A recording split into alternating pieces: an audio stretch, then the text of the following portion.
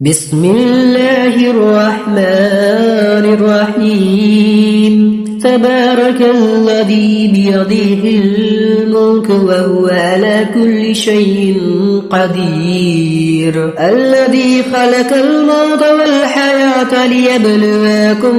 أيكم أحسن أملا وهو العزيز الغفور الذي خلق سبع سماوات طباق ما ترى في خلق الرحمن من تفاوت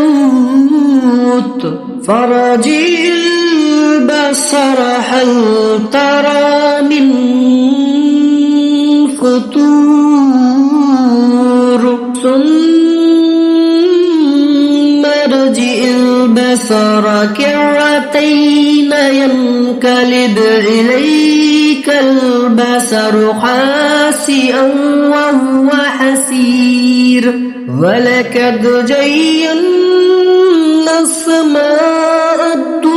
الدنيا بمصابيح وجعلناها رجوما للشياطين واعتدنا لهم عذاب السعير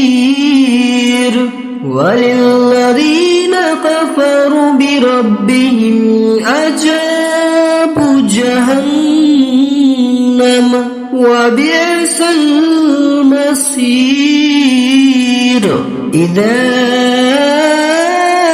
ألقوا فيها سميع لها شهيقا وهي تفور تكاد تميز من الغيظ كلما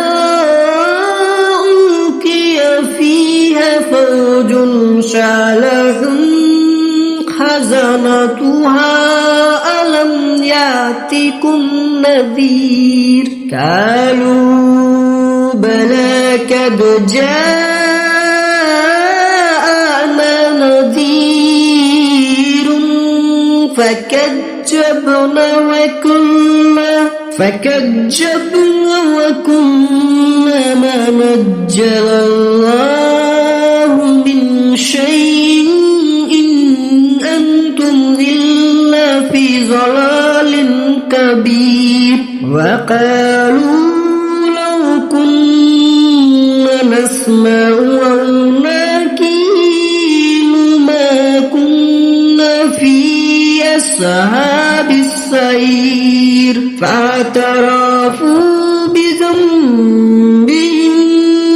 فسحقا لأصحاب السعير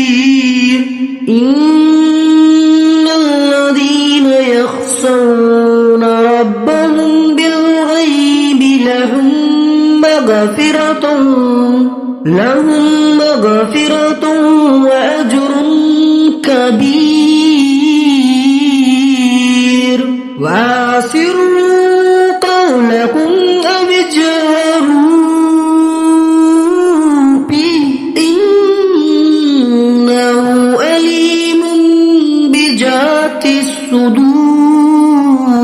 ألا يعلم من خلق وهو اللطيف الخبير